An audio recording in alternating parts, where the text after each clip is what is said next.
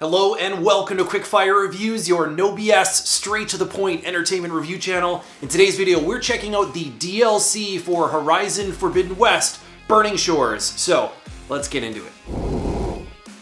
Burning Shores is the first DLC for Horizon Forbidden West. I assume if you're watching this, you've played the full game.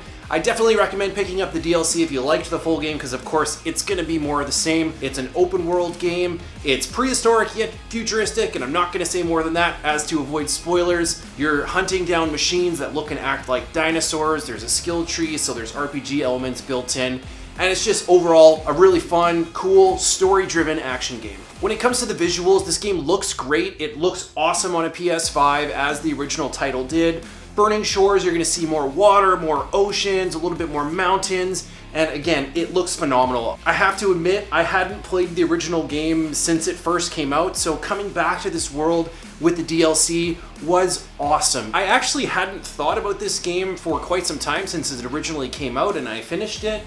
I didn't even actually know that there was DLC coming, so I don't know if they just didn't market it super well, or maybe I was living under a rock for the last couple of weeks, but of course, as soon as I heard that it was released or being released, I picked it up and started playing it right away. There's honestly so many cool things that they've created in this world. I'm just feeling really thankful that we get some DLC so we can spend more time in it. I'm not going to spend a ton of time talking about gameplay, only because it's very similar to the full game, and if you've played that, you don't need to hear me ramble on about it. But I'll just share with you that there are a bunch of new skills that you can access, so they've added new skills to each respective skill tree. There's some pretty cool ones in there. And of course, with the ability to override flying mounts, which was introduced at the end of the full game, you get access to that in the DLC as well, so you're going to spend a lot of your time flying around on your pterodactyl and exploring the new areas that Burning Shores has to offer. In addition to the new skills introduced, you're also going to see new weapons, armor, coils, and much more, so you can build Aloy and your character build the way you'd like. You're also going to find a ton of new machines to fight in this DLC,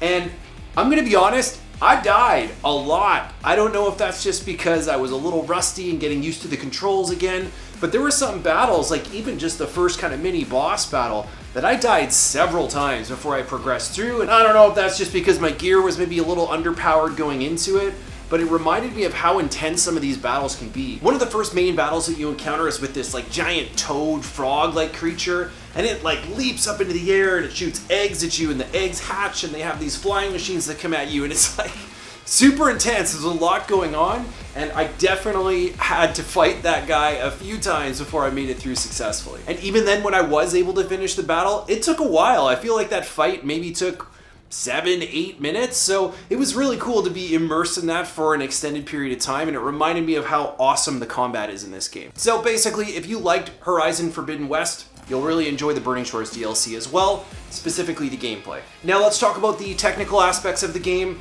Honestly, with PS5 titles, I generally don't have too many performance issues, if any at all. I was running this in performance mode, was able to get a pretty steady 60 FPS without any drops. It feels buttery smooth even when there's a ton of stuff going on screen.